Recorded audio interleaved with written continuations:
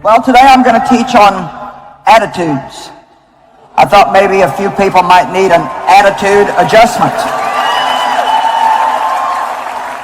Matter of fact, Dave said, "What are you going to teach on today?" And I said, "Something specifically for you. Attitudes." You know, I have one mirror in my house, like a decorative mirror, that has a tendency to just get a little tiny bit crooked. And that kind of stuff bothers me. And so it's a little bit hard to get to it and adjust it, so sometimes I'll let it go for a while, and every time I walk by it, it just kind of like bothers me. And you know, that's the way a bad attitude is. It's like you may let it go and let it go and let it go, but really it just kind of bothers you. You may not really know why your joy is messed up or why you don't feel as peaceful, but it not only bothers you, but it bothers everybody else if you have a bad attitude. But if I take just a little bit of effort, sometimes I got to stretch myself over another piece of furniture and get up there to that mirror, and if I just go, just a little tiny adjustment, then it just feels so good again when I'm in that room. Same way, I've got a heat and air conditioning vent in my office at home, that every once in a while the little vents in it will get in a certain position where it will make this weird little noise when the air blows through it. And I don't do well with weird little noises. I'd almost rather have a loud noise than a weird little nitpicky noise. And so sometimes I'll put up with it for a couple days, and then I'll have to get somebody to come and make a little adjustment, and then it's okay again. You might be surprised how much better your life would be if you would just make a little adjustment in your attitude. And I find out that there's so many wrong attitudes that we can get into, and so many right ones that we need to have, that we need to adjust our attitude on a daily basis. You know, it's pretty easy, for example, to get discontented, isn't it? A little bit grumpy, a little murmury, just not really too satisfied with what you got. Think you ought to have more. Well, let me help you adjust your attitude. If you feel a little grumpy, maybe you're having a little hard time sleeping tonight, just remember the homeless family who has no bed to lie in. Should you find yourself stuck in traffic, don't despair. There are people in the world for whom driving an automobile is an unheard of privilege. Should you have a bad day at work, think of the man who's been out of work for 3 months. Should you despair over a relationship that is troublesome, think of the person who's never even known what it's like to love or to be loved. Should you grieve over the fact that your boss denied your request to work 4 days a week and have a 3-day weekend, think of the woman in dire straits working 12 hours a day, 7 days a week for $10 a week just to feed her family in a third world country. Should your car break down leaving you a mile away from assistance, think of the paraplegic who would love the opportunity to take that walk. If you didn't get the parking place that you wanted when you came to the conference today and you had to walk a couple of blocks and you complained, it's time for an attitude adjustment. Should you notice a new gray hair in the mirror, think of the cancer patient in chemotherapy who wishes she even had some hair to examine. Should you find yourself discouraged because you can't decide what your life's calling is, be thankful. There are those who didn't even live long enough to get the opportunity to think about what their life's calling might be. Should you find yourself the victim of other people's bitterness, ignorance, smallness, or insecurities, remember, things could be worse. You could be that person.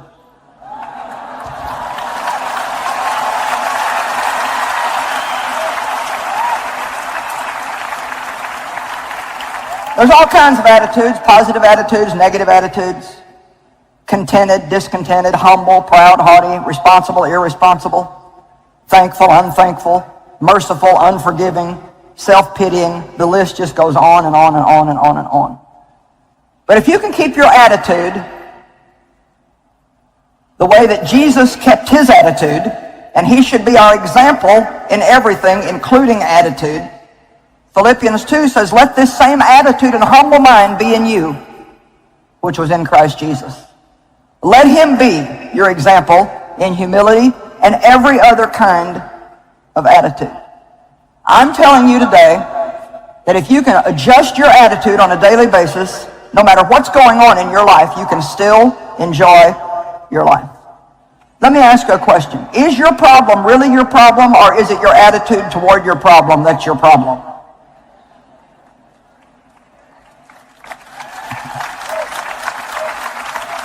One more time. Is your attitude really your problem? I mean, is your problem really your problem, or is it your attitude toward your problem? That's the problem. Do you know that there are people in the world who have the exact same problem that you do, and yet they're a lot happier than you are? And there's people who have a much worse problem than you, and yet they're a lot happier than you are. And it's not about the problem, it's about the way they decide to look at their problem. You know, this message today is not hard. There's nothing deep about it. There's nothing complicated about it. But if you can get hold of this today, I believe many of you that have been unhappy and lack peace and not making any progress in your life, if you can just keep your attitude lined up with God's will, you'll be amazed at what will happen in your life. Change your outlook, you can change your life. Your attitude is your thought life turned inside out. It's the way you decide to think about things. Your attitude affects everything. It affects you. It affects the people around you. It especially affects your countenance, the look on your face. It doesn't take very long to find somebody who has a bad attitude. An airplane has an instrument on it called the attitude indicator. Now you would think it would be the altitude indicator, but it's called the attitude indicator. And it shows the position of the plane to the horizon. When the airplane is climbing, it's said to have a nose-high attitude, because the nose of the airplane is pointed above the horizon. When the aircraft is diving, it's said to have a nose-down attitude, because the nose of the plane is below the horizon. Now, assuming that the horizon represents average, if we have a nose-high attitude, our life is going to be above average. If we have a nose-down attitude, then our life is going to be below average. What kind of life do you want to have? Well, Joyce, I just want God to bless me and give me a good life. Well, are you willing every day to renew your mind and renew your attitude? Take a little bit of time every morning in your time with God on your way to work and just think, is there any area in my life, God, where I need an attitude adjustment? When people ask you later today where you were today, you could say, I was busy getting an attitude adjustment. And boy, did I ever need it. Probably some of you, a lot of mornings when you turn my TV program on, when it's over, you've had an attitude adjustment.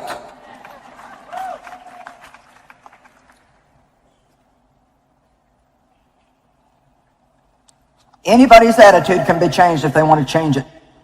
Ephesians 4:23. And be constantly renewed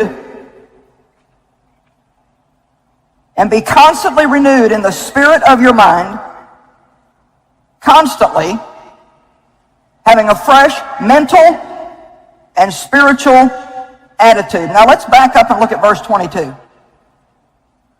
Strip yourselves of your former nature, put off and discard your old unrenewed self, which characterized your previous manner of life, and becomes corrupt through lust, desires that spring from delusion. He's saying, put off the old man, put off the old life. Don't act the way that you used to act anymore. Now jump over to verse 24. And put on the new nature, the regenerate self, created in God's image, godlike in true righteousness and holiness. So verse 22 says, stop acting like the old man. Verse 24 says, and begin to act like the new creature that you are. But verse 23 is the bridge from how we get from acting like the old man to acting like the new man. Let's put verse 23 up again. And be constantly renewed in the spirit of your mind, having a fresh mental and spiritual attitude. You know, it's your attitude in life, not your aptitude, that will determine your level of success. You don't need to worry so much about whether you're as gifted as somebody else. You might not be as gifted as somebody else at work, and the devil would like to make you think, well, you didn't get a chance to go to college, so you'll never get a promotion, or, you know, you're not as smart as them, you'll never get a promotion. But I'll tell you a secret. If you will have a better attitude than anybody else in the company, you'll get promoted above everybody else. I would much rather work with somebody who's got a great attitude and maybe is not the sharpest tool in the box, as somebody who just really has got it all together, and man, they can just run circles around everybody and do 25 different things, But man, they have got a stinking, prideful, haughty, I'm better than everybody else attitude. You'll be amazed how the Holy Ghost will hook up with you if you'll just keep a good attitude. I want to work with people who have a humble attitude, a thankful attitude, a positive attitude, a responsible attitude. Take an attitude inventory.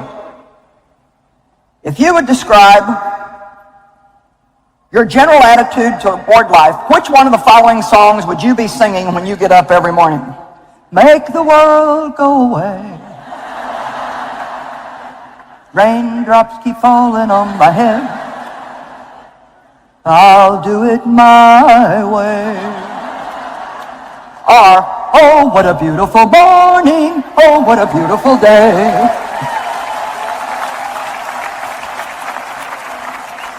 Now, I have to tell you that in the earlier years of mine and Dave's marriage, before God really got a chance to do much work on me, I was one serious, somber, bad attitude lady.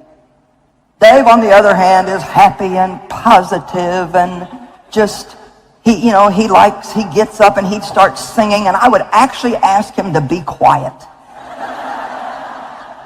Do you have to sing when you get out of bed in the morning? I wanted to think about my problems and what everybody had done to me, what I was going to do to get them back. And it sounds funny, but the sad thing is it's actually true. I didn't want to hear it. Well, you know what? I think the Lord's tired of hearing some of you sing the same old song. And in Psalm, it says in several places, sing unto the Lord a new song. And so I wrote a new song for you. See if you can learn to sing this song. No matter what comes my way, I'm going to have a good day. Everything will be okay. I may get a raise in pay.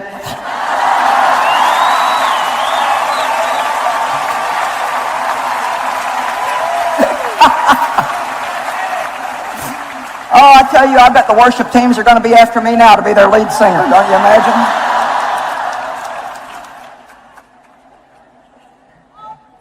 You know, everybody in the world just wants to be happy. I mean, really, when it comes right down to it, whether you're trying to buy happiness or promote yourself into happiness, marry your way into happiness, really, we all just really want to be happy. I mean, wouldn't you say that that's the bottom line of what you want in your life? But the mistake that we make is how we think we're going to get there. You know what a mirage is? It's like when you're out on the desert and you're so thirsty and the sun is shining a certain way and reflecting off the desert, and it actually looks like there's a pool of water out there. And I'm sure you've seen these desert movies where people that are just about to die of thirst, they'll go and dive into what they think is a pool of water and be sloshing around in the sand, and what a disappointment. Well, I chased after mirages a lot of years of my life. Well, if I could just have more money, I'd be happy. And then that didn't do it. If I just, back years ago when I had an office job, if I just didn't have to work, I'd be happy. And then Dave said, well, then why don't you quit your job? So then I was like, well, if I could just get out of this house once in a while, then I'd be happy. Come on. If the devil would just leave me alone, I'd be happy. If Dave would change, I'd be happy. If my ministry would grow when I finally got into ministry, then I'd be happy. And I can tell you honestly, and I believe this with all my heart, your problem is really not your problem. Well, I guess we're going to have to stick on that one for a minute, aren't we? Because I tried to give you a spoonful of vegetables and you wouldn't swallow it. Your problem is really not your problem. I mean, I'm telling you the truth. Your problem is not your problem. It's your attitude toward your problem that's your problem. You need to put things in perspective. We let things get out of perspective, and we tend to think that we focus on this thing in our life that we don't like, and we just focus on that and focus on that till it becomes so much bigger than what it has to be. Let me read you a little story that makes a point about having a proper perspective. Dear Mom and Dad, since I left for college, I know I've been remiss in writing, and I'm sorry for my thoughtlessness that I have not written you before now. So I'm going to bring you up to date in this letter. But before you read it, please sit down. Are you sitting down? Please don't read this unless you're sitting down. Well, I'm getting along pretty well now. The skull fracture and concussion that I got when I jumped out of my dormitory window when it caught on fire shortly after my arrival here has pretty well healed. I only get those sick headaches now once a day. Fortunately, the fire in my dorm and the jump was witnessed by an attendant at the gas station. He ran over, took me to the hospital, continued to visit me there. When I got out of the hospital, I had nowhere to live because of the burnout condition of my room, so he was kind enough to invite me to share his basement bedroom apartment with him. It's sort of small, but really cute. He is a very fine boy, and we've even fallen deeply in love and are planning to get married. We haven't set the exact date yet, but it will be before my pregnancy begins to show. Yes, Mom and Dad, I'm pregnant. I know how much you're looking forward to being grandparents, and I know you will welcome the baby and give it the same tender care and devotion that you gave me when I was a child. The reason for the delay in our marriage is that our boyfriend has a minor infection that I carelessly caught from him. I know, however, that you will welcome him into our family with open arms. After all, he is kind, and although not well educated, he is ambitious. Although he is of a different race and a religion than ours, I know that your often expressed tolerance will not permit you to be bothered by that. In conclusion, Mom and Dad, now that I have brought you up to date, I want to tell you there was no dormitory fire. I do not have a concussion or a skull fracture. I was not in the hospital. I'm not pregnant. I'm not infected, and there's no boyfriend in my life. However, I am failing history and science.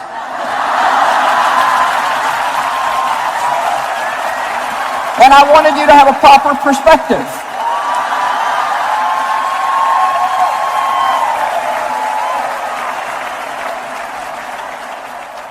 Can you imagine how happy those parents were? Oh, thank God it's only that they're failing in school. Oh, thank God. And if she would have called and just said, I'm failing history and science, they would have probably had a fit and gotten all upset and mad and yelled and screamed at her, and everybody would have been mad and crying. Maybe you need to take a little time today to look at your problem in the proper perspective of what's going on around the world and what kind of things people are dealing with. I'm going to say it again. Your problem is really not your problem. It's your attitude toward your problem. That's your problem. And see, the great thing about an attitude is it's your attitude, and you can change it. You don't have to wait for it to change. You can actually just change your attitude. Viktor Frankl, while in a concentration camp in Germany, said the last of human freedoms, and the one that nobody can take away, is to choose one's attitude in any given set of circumstances.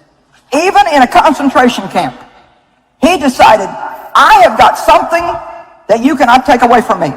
You can take away my food, you can take away my clothing, you can take away my bed, you can isolate me, you can force me to work at hard labor, but I have something you cannot take away from me. I have a good attitude, and you're not going to get it.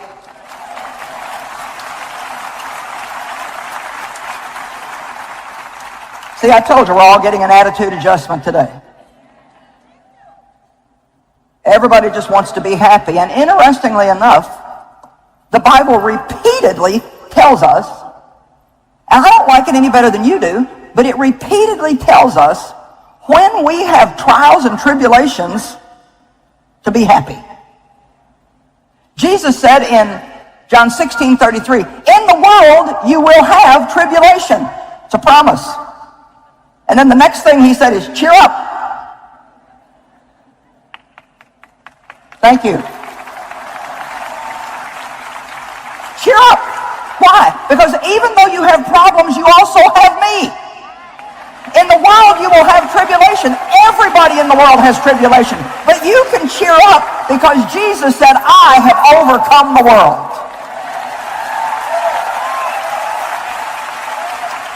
We need to stop being so bothered by our problems and just rejoice that we have God in our lives. Somebody said to me the other day, well, and it's a pretty good-sized problem, well, I guess we're just going to have to trust God. And that just kind of hit me the wrong way. And I thought, you know what? I'm tired of saying that. I'm tired of hearing people say that. We don't just have to trust God. We get to trust God. It's a privilege to be able to trust God. What an honor it is to have a God that is faithful, that we know loves us, who has all power and all wisdom and all knowledge, who's everywhere all the time, never takes his eye off of us for one moment. We have problems, but we have God. The heathens, the unbelievers, have problems and more problems and problems and problems and more problems and no hope and no resolution. And they'll spend their whole life chasing mirages and then having the disappointment of finding out, well, that's not really what I thought it was going to be after all. James 1, I can't resist having us look at this. So you have to be convinced that even though you have a problem, you can still be happy. Because if you're not convinced, you never will be. Well, Joyce, but I just feel. That's the problem right there. But I just feel. And I just think. I don't want to talk to them about how you feel and what you think. I want to talk about what you know. Who do you know? What does the Word say? Let's live a little deeper. We need deeper relationships with God. We need to go beyond what we want, think, and feel to what we know in the depths of our heart. I know that God is faithful. I've seen him be faithful too many times, over and over and over and over.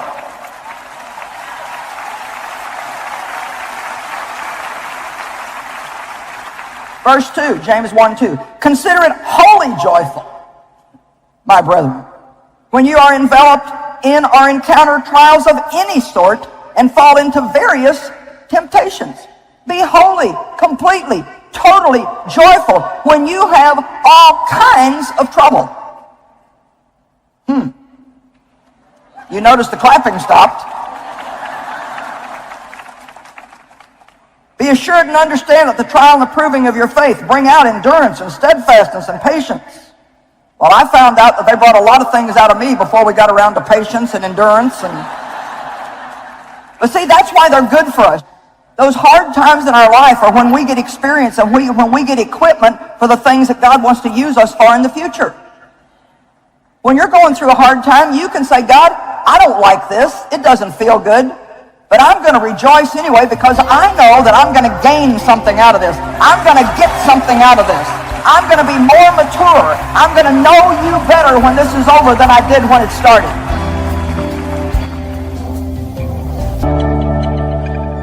When you're going through a hard time, you can say, God, I don't like this. It doesn't feel good. But I'm going to rejoice anyway because I know that I'm going to gain something out of this. I'm going to get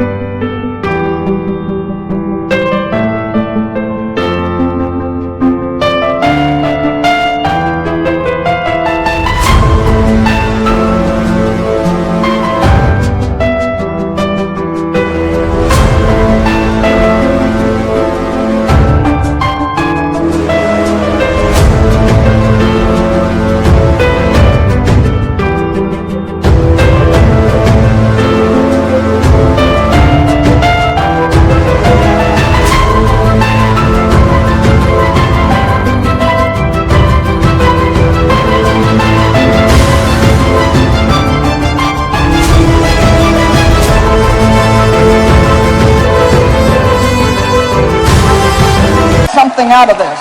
I'm going to be more mature. I'm going to know you better when this is over than I did when it started. And I'm encouraging you to say those things out loud. It'll be good for you to say, this doesn't feel good. It hurts, God. And I would really, in my natural person, prefer not to be here. But I know that you've got a plan. And I know that you're going to work something good in me. And when the time is just right, you will change my circumstance. Could I get you to start doing that? Saying some things out loud. And when you do, when you talk out loud the way God wants you to, according to the Word of God, it will change your feelings and it will change your mind. Or you can just sit there and go with the way you feel and what you think. Go to 1 Peter chapter 3. But even in case you should suffer for the sake of righteousness, you are blessed. Happy. And to be envied. Don't dread or be afraid of their threats, nor be disturbed by their opposition. Even if you do the right thing and you suffer for it. Now, you know, my head just goes tilt, tilt, tilt, tilt, tilt, tilt. Something's wrong with this, something's wrong with this. If I do the right thing, I should get the right result. If I do the right thing, I should be blessed. Well, he's saying you are blessed, but you're blessed on a deeper level. I think the best thing that can happen to us in our lives, I said this to Dave one morning last week. I said, the greatest thing that God can teach us is how to be happy when things don't go the way we want them to.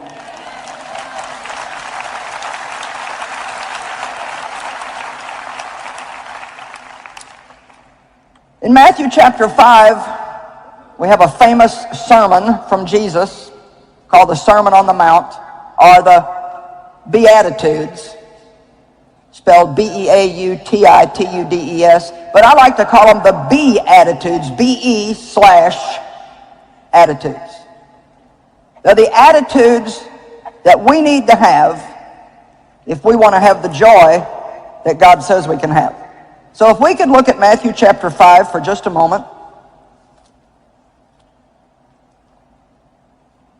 Blessed. And the Amplified Bible tells us what it means when we say blessed. If I say God bless you, this is what it means. Happy, to be envied, and spiritually prosperous with life joy and satisfaction. I love satisfaction in God's favor and salvation, regardless of your outward conditions. Oh, how awesome is that? Let's look at it again. Blessed. If I say God bless you, then what I'm saying, I want you to be happy, so happy that you're envied, and I want you to be spiritually prosperous. You notice it's not talking about my bank account. With life joy and satisfaction in God's favor and salvation, regardless of what's going on in your life.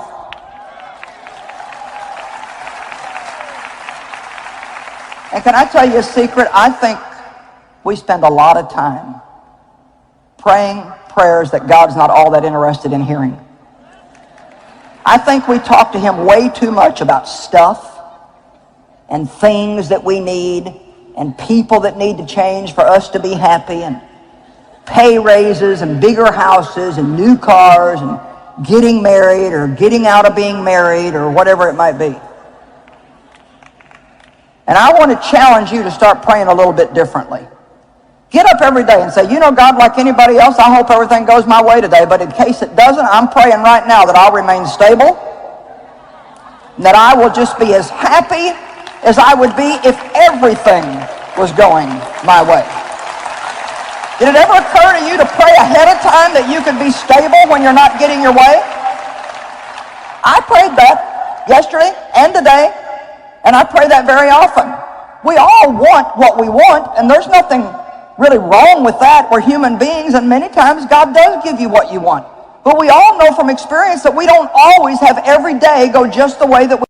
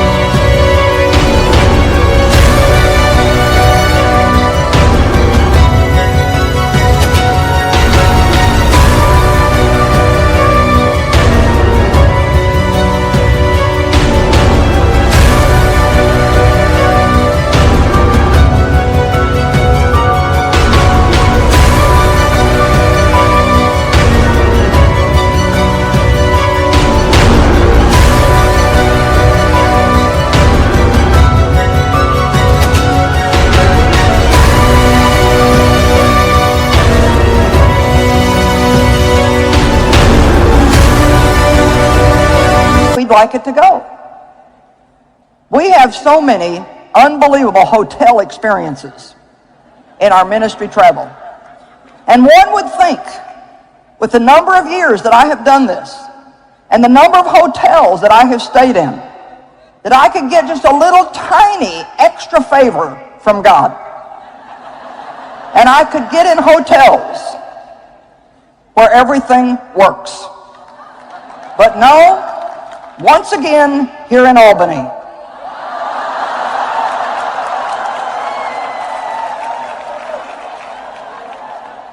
went in our hotel on Thursday. Usually when I get in town on Thursday, I like to study and take a little nap, get ready for Thursday night. The people who cleaned the room had left all the blinds open, and the sun was pouring into the room, and it's unseasonably hot here, so no amount of air conditioning was going to pull the temperature down. Therefore, I couldn't sleep.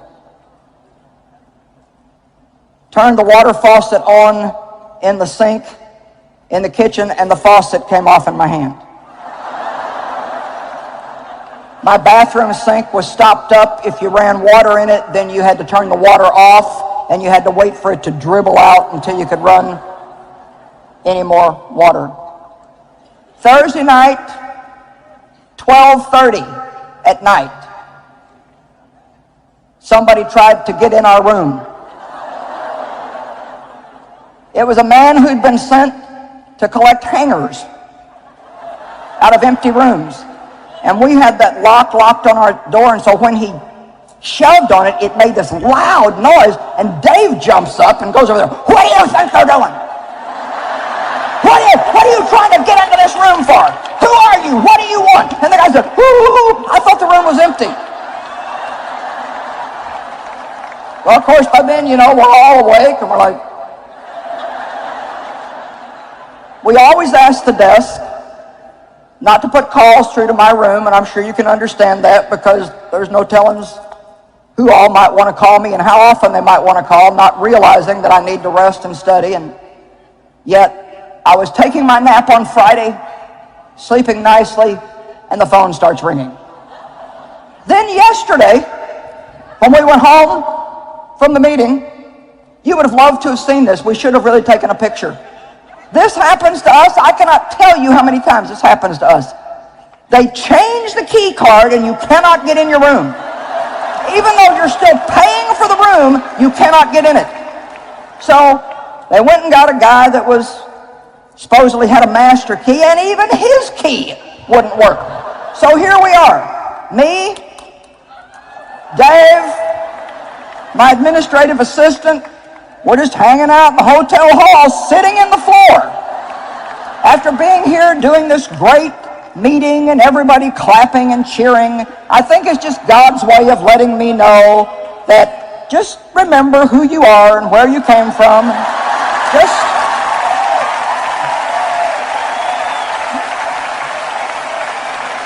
have a little seat right there in the dirty floor and be patient and act like you tell everybody else to act in these meetings. Come on.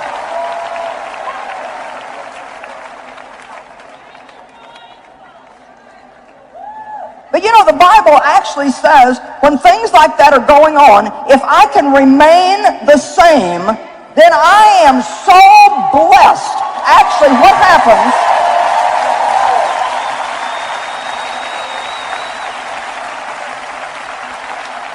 when you can do that, your attitude is preaching a message to the devil.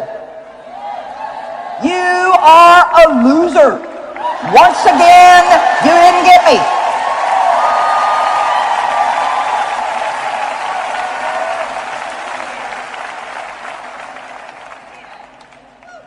Blessed are the poor in spirit, those who have a humble attitude.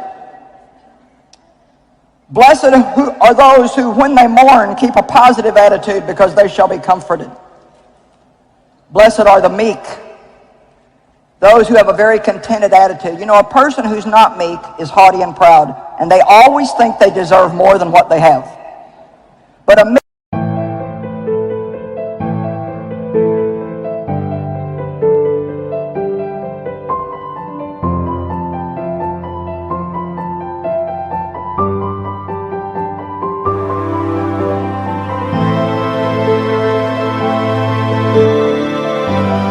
person is extremely thankful for every little thing that God or anybody else does for them.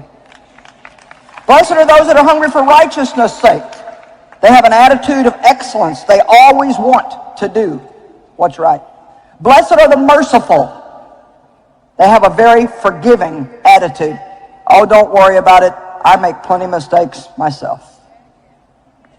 Blessed are the pure in heart, for they shall see God. Blessed are the peacemakers.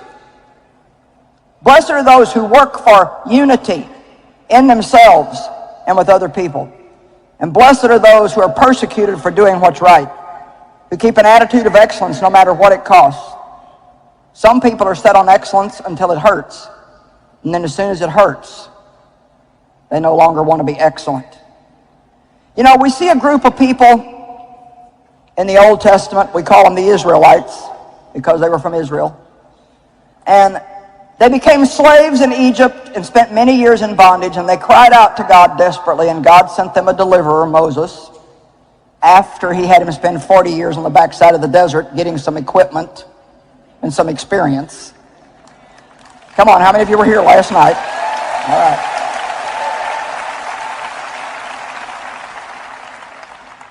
And he led them out of bondage. God did great miracles, parted the Red Sea. Their breakfast rained down from the sky every morning. So many amazing miracles, water coming out of the rock, all kinds of stuff. And yet the Bible says that they wandered.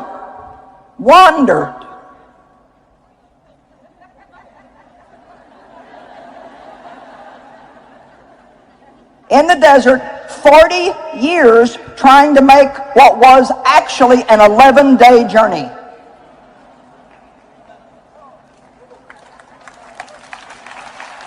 And I would imagine some of you are related to those people. I certainly know that they used to be my close relatives. And they thought their problem was the enemies. The Hittites, the Jebusites, the Perizzites, you know, all the sites. The ites. And I always say we've all got our own brand of ites. The grouchy bossites, the bad neighborites, the backache-ites. No matter what you call them, we've all got them. And we blame the devil, and we blame our circumstances, and we blame other people. But like I said in yesterday morning service, I believe it's time to take responsibility for your own joy. Stop giving someone else the responsibility to keep you happy. If you want to be happy, be happy. And if you want to be miserable, nobody's going to be able to stop you. I had such a bad attitude in the early years of our marriage because I'd been abused so badly as a child and just was very negative and not trusting and all these things. And, you know, Dave tried for a while, like any good husband would, to try to keep me happy, and he would try to do this and he'd try to do that. And 2 or 3 years went by, and he looked at me one day and he said, you know what, I've decided no matter what I do, you're not going to be happy, so I'm done trying. When you decide to get happy, let me know.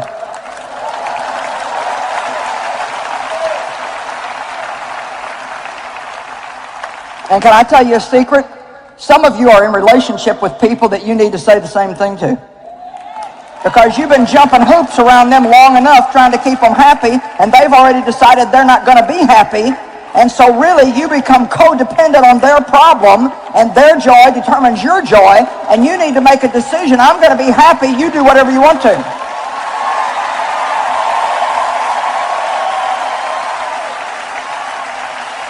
Amen? And it's going to make them mad at first, but it may change them.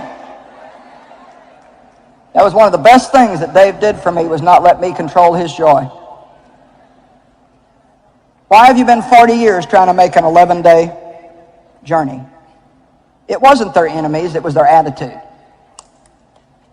They blamed Moses, they blamed God, they easily got discouraged, they were easily depressed, very impatient, always thought they should have more than what they had, very ungrateful, very unthankful.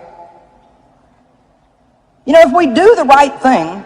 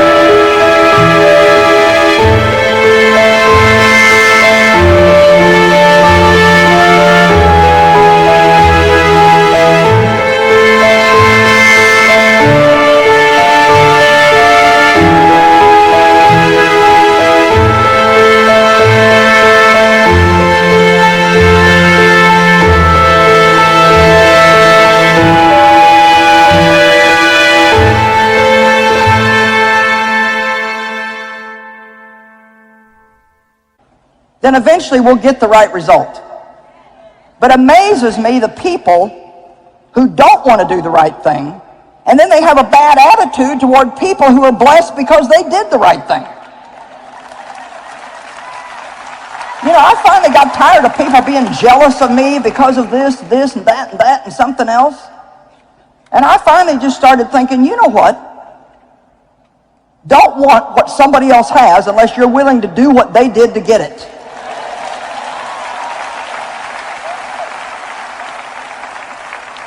Genesis chapter 4, Cain and Abel. But for Cain, well, let's start in verse 3. And in the course of time, Cain brought to the Lord an offering of the fruit of the ground. And Abel brought of the firstborn of his flock and of the fat portions. And the Lord had respect and regard for Abel and for his offering, but for Cain and his offering he had no respect or regard.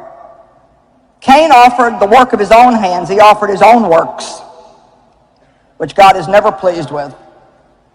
But Abel offered the firstborn of his flock. I don't know all the reasons why God disrespected Cain's offering, but I'm sure there was a lot of attitude going on there. But for Cain and his offering, verse 5, he had no respect or regard. So Cain was exceedingly angry and indignant, and he looked sad and depressed. He immediately got a bad attitude. It didn't occur to him to think, okay, now if God's not pleased with my offering, then what am I doing wrong that I need to change? Hello? If things aren't working out in my life, then what do I need to look at? We always want to, it's your fault, it's your fault, it's your fault, it's your fault, it's your fault.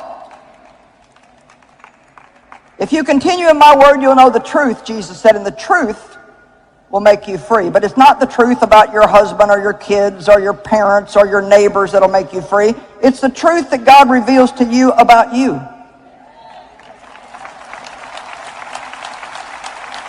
And I know other people have problems. I deal with people all the time with problems.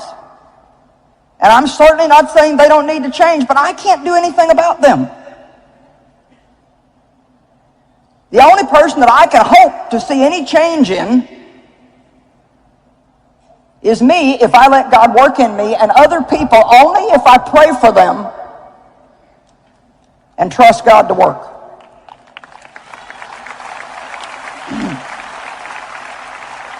Okay, verse 6, and maybe God would want to speak this to some of you today or some watching by TV. And the Lord said to Cain, why are you angry? And why do you look sad and depressed and dejected? If you do well, will you not be accepted? And if you do not do well, then sin crouches at your door, and its desire is for you, and I love this part, but you must master it. You must master it. Don't blame everybody else. Don't blame God. Don't blame the devil. If you do well, you'll be blessed. If you don't, then sin is crouching at your door, and you must resist it and stand against it. One of the best ways, one of the easiest and the best ways to keep yourself right in the center of God's will is to just keep a good attitude.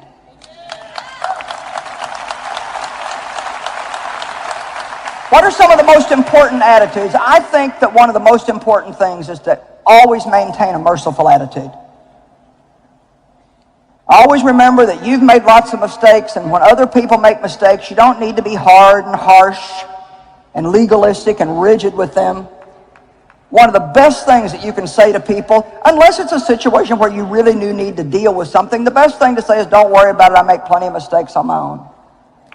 And you know, I've learned to go out of my way. When people make mistakes, I always try to make sure that I go back to them, that I go the extra mile. And even if they've said, Step 1, wake up early, gonna rise with the sun. Step 2, get some good, some food in you. Step 3, think real hard about what you want to be. Step 4, everybody just do your thing. Wake up, today's gonna be a good day. Wake up, today's gonna be a good day. Wake up.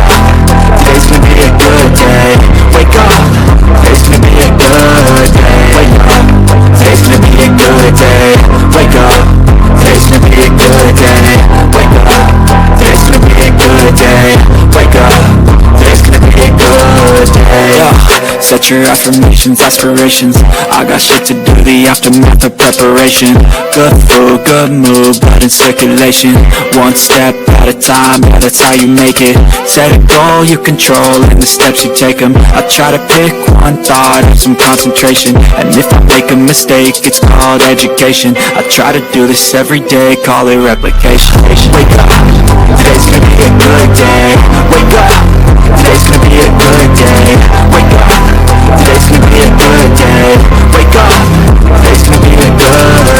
Wake up, today's gonna be a good day. Wake up, today's gonna be a good day. Wake up, today's gonna be a good day. Wake up, today's gonna be a good day. So life ain't easy, yo, I think there's a reason though. Ups and downs, just like every different season, yo. Sometimes I'm high, other times I'm barely breathing, though. You always gotta fight and hide from the demons, yo. Negative thoughts are poison the ride, Head full of flies, so here come the clouds, They'll never stop unless I can swap all the bad for the good in my head when I'm lost, Yeah, so I'ma fake it till I make it. Positive thoughts are overtaken, I got patience. One day at a time is how you operate a cadence. So flow, you grow, you show yourself a foundation. Stay away from all the shit that causes temptation. I know that I like to do it cause it's sensation. I live my life in my head like a narration. Don't expect greatness, do my best, man, I'll take it. Wake up, today's gonna be a good day. Wake up, today's gonna be a good day. Wake up, today's gonna be a good day. Wake up, today's gonna be a good day. Wake up, today's gonna be a good day. Wake up, today's gonna be a good day.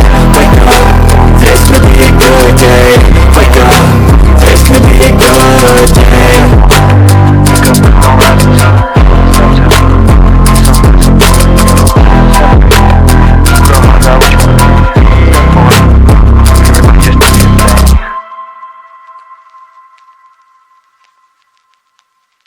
They're sorry. I want to make sure that my response to them is aggressive enough that they really know that I'm not still bothered.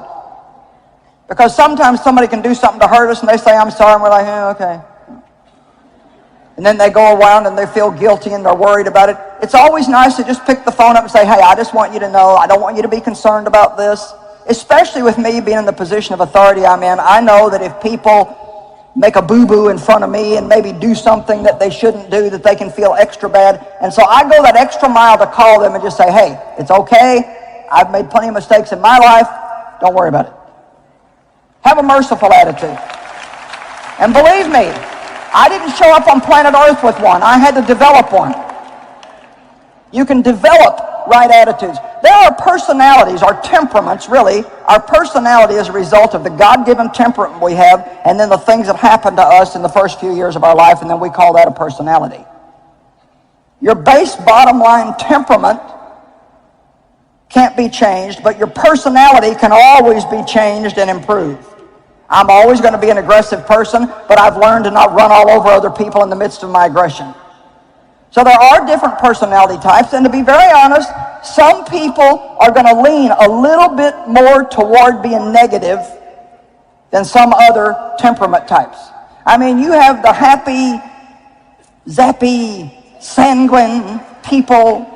They park their car and then come out and don't know where it's at in the parking lot, and they just think it's a big joke, it's all funny, and you know, you're going to be late for your appointment and they're just making a party out of the fact that they can't find their car, and you're like, will you get some responsibility and act like you've got a brain?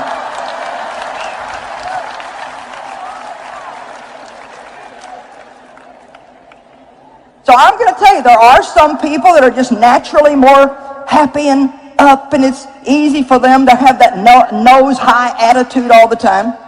And I think Dave is a little bit like that. He's a more laid-back person, not much bothers him, and I think it's easier for him to just be happy. I'm deeper and have a more, I feel responsible for the whole world, which is my fault, and you know, I've always had a false sense of responsibility, which I've improved greatly in the last 10 or 15 years, but the thing is I had to work a little more on having a good attitude than maybe he did. But you can't even feel sorry for yourself because of that. Don't say, well, that's just the way I am. That's just the way I am. Don't use that as an excuse. Say, I don't care what kind of problem I've got. With God's help, I can get to the point where I can keep and maintain a good attitude at all times.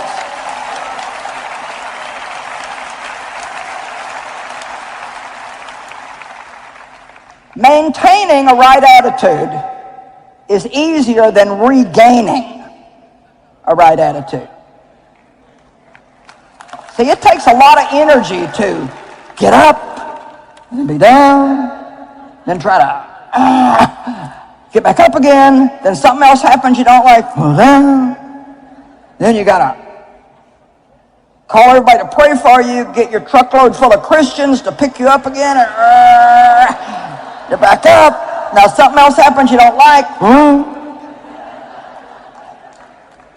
I lived like that for years, and I finally thought, you know what, this is just wearing me out.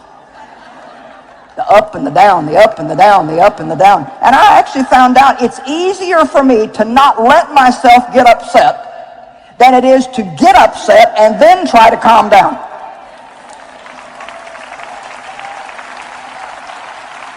Amen? Resist the devil at his onset. Your attitude is the prophet of your future.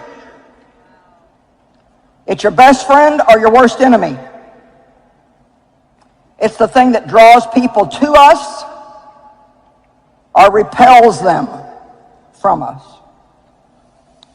And it is the primary force that will determine whether we succeed or fail. And to be honest, it really has a lot to do with whether or not we're pleasing to God. Don't go away. Joyce will be right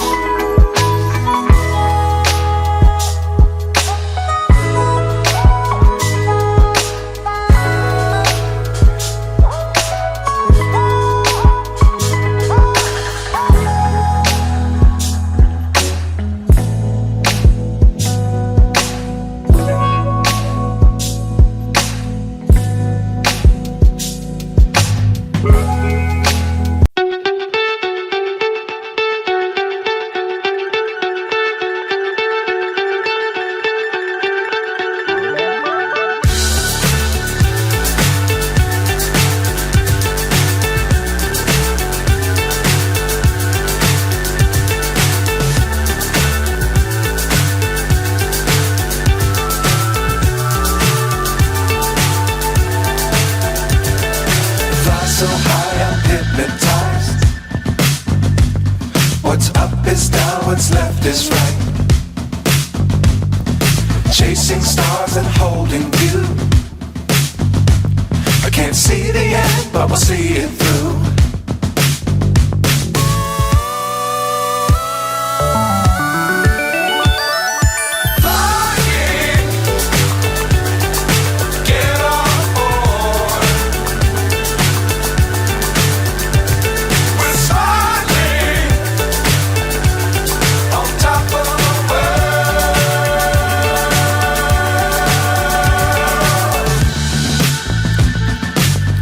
Times don't fly too high.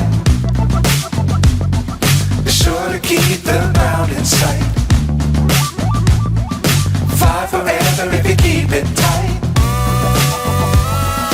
Love the world but keep the sky on your mind.